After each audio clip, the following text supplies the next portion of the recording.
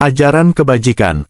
Cara-cara untuk mempelajari, menghayati pengetahuan ilmu kebajikan, perasaan rasa rumasa, atau aji rasa dan perasaan sama dengan rumasa.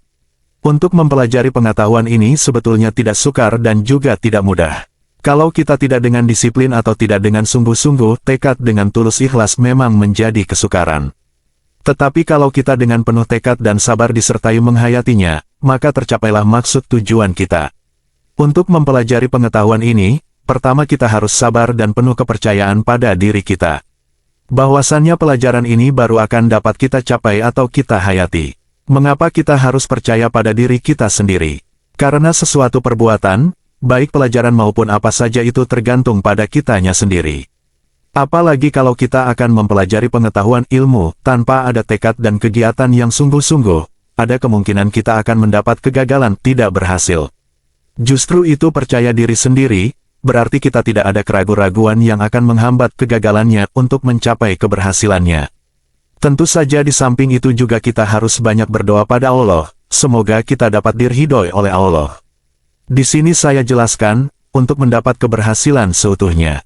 Pertama, kita harus betul-betul banyak berbuat kebajikan dengan selalu eling ingat pada Allah yang menciptakan kita. Dengan adanya eling ingat maka kita akan mempunyai rasa rumasa. Justru itu adanya rasa rumasa pada diri kita, maka kita akan selalu banyak-banyak kesabaran. Maka kesabaran itu sangat penting, karena kesabaran itu adalah sebagian dari kehidupan rasa rumasa. Jadi jelas rasa rumasa itu ada di dalam hati sanubari kita, maka dari itu Allah menilai perbuatan manusia adalah mata hatinya, jiwanya. Begitu juga pelajaran ini, untuk dapat mencapai kesuksesan keberhasilannya tergantung pada wadahnya, hatinya, jiwanya. Hatinya berarti niatnya dan jiwanya berarti perbuatan hidupnya. Jadi kita harus benar-benar eling, selalu ingat untuk memelihara jiwa dan mata hati kita, wadah. Maka sesuatu perbuatan manusia, baik kebajikan maupun kejahatan tergantung pada niatnya, hatinya.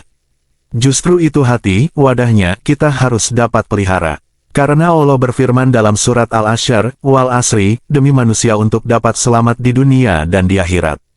Maka manusia harus banyak berbuat kebajikan dan banyak-banyak kesabaran. Justru itu kita harus memelihara hati, wadah, dengan selalu banyak-banyak eling ingat pada Allah, sehingga kita tidak dapat terjerumus ke jurang kesesatan baik di dunia maupun di akhirat. Jelas di sini diterangkan yang terpenting untuk mencapai kesuksesan pelajaran, adalah tergantung pada wadahnya, hatinya. Dan sebaliknya kalau kita menyimpang dari petunjuk di atas, maka berarti kita tidak dapat memelihara wadah hati. Sesuatu keberhasilan ilmu tergantung pada wadah hatinya sendiri. Jadi sangat penting, wadah itu harus kita pelihara. Sesuatu perbuatan kebajikan, sudah pasti orang menyatakan benar. Akan tetapi kita harus ingat, bahwa kebenaran itu tidak semudah itu. Karena kata benar itu ada empat jalur. 1. Benar kata negara. 2. Benar kata agama. 3. Benar kata umum, pendapat orang banyak. 4. Benar kata kita sendiri. Demi untuk mencapai kebenaran, kita harus kira-kira, rasa-rasa dan duga-duga dengan pikiran yang sesungguhnya. Kalau itu sudah menjadi keyakinan hati kita benar, maka itu kita akan mendapatkan kata benar.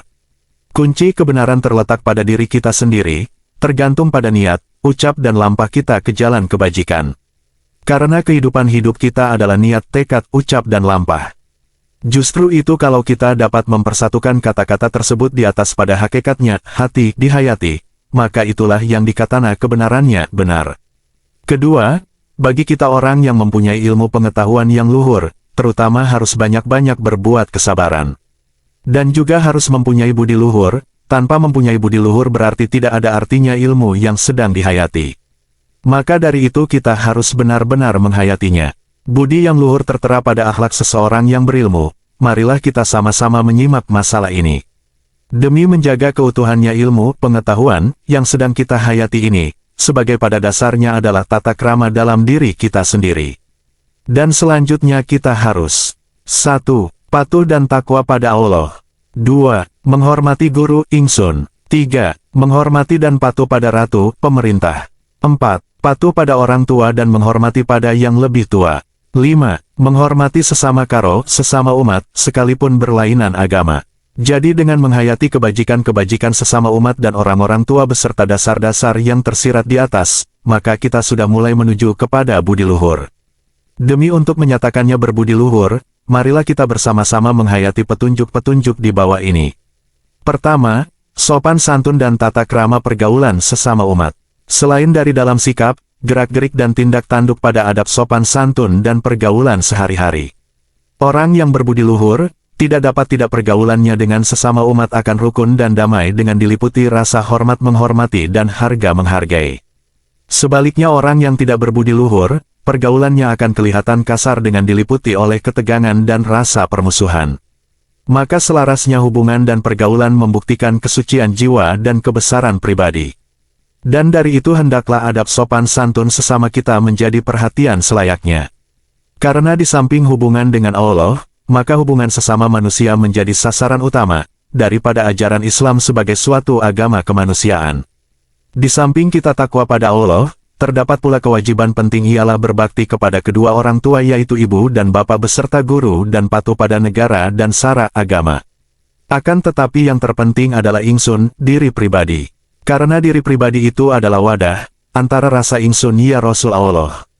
Maka dengan tekad, tekun, tabah, dan ikhlas menghayati petunjuk-petunjuk di atas, beserta kita dapat menjauhkan perbuatan keji dan mungkar serta bertakwa pada Allah, dan berbuat kebajikan sesama umat dengan jalan kesabaran.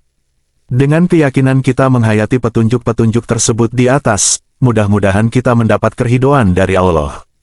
Sehingga kita menjadi seorang yang berbudi luhur, baik. Tanpa memiliki budi pekerti yang baik luhur, tiada artinya bagi yang mempunyai ilmu luhur. Maka dengan ini, yang diungkapkan di atas hanya sebahagian saja dari cara seseorang untuk mendapatkan pengetahuan berbudi luhur. Mungkin masih banyak petunjuk-petunjuk yang harus kita ketahui, mudah-mudahan dengan sebahagian cara di atas ini kita akan mendapat manfaatnya. Dan dapat juga kita umpamakan sebagai pedoman atau petunjuk yang pertama. Garis besarnya, di samping kita harus berbudi luhur, kita juga harus mempunyai pengerti jiwa luhur. Terutama dasar kebersihan jiwa kita adalah 1. Jangan berbuat, mempunyai hati syirik terhadap sesamanya. 2. Jangan berbuat hati dengki kebencian terhadap sesamanya. 3. Jangan berbuat tamak serakah sesama umat dan kita harus dapat berbuat kasih sayang sesama umat. 4. Jangan lobak sombong sesama umat. Dengan kita dapat menghindari dari sifat-sifat di atas, kita juga terlepas dari pengaruh-pengaruh sifat. 1. Kesetana, nafsu angkara murka, biadab. 2. Kerobanan, perbuatan keji dan mungkar. 3. Kehewanan, perbuatan yang tidak berperi kemanusiaan. 4. Keduniaan, keserakahan yang menimbulkan sifat sombong, takabur dan ujub pembohong, rasa benar kata sendiri. Mudah-mudahan kita dapat menghindari jalur tersebut di atas, sehingga kita mendapat ketenangan jiwa rumasa. Sehingga kita dapat menghayati petunjuk-petunjuk dari pelajaran yang kita agem, sebagai pedoman menempuh jalan keselamatan di dunia dan di akhirat.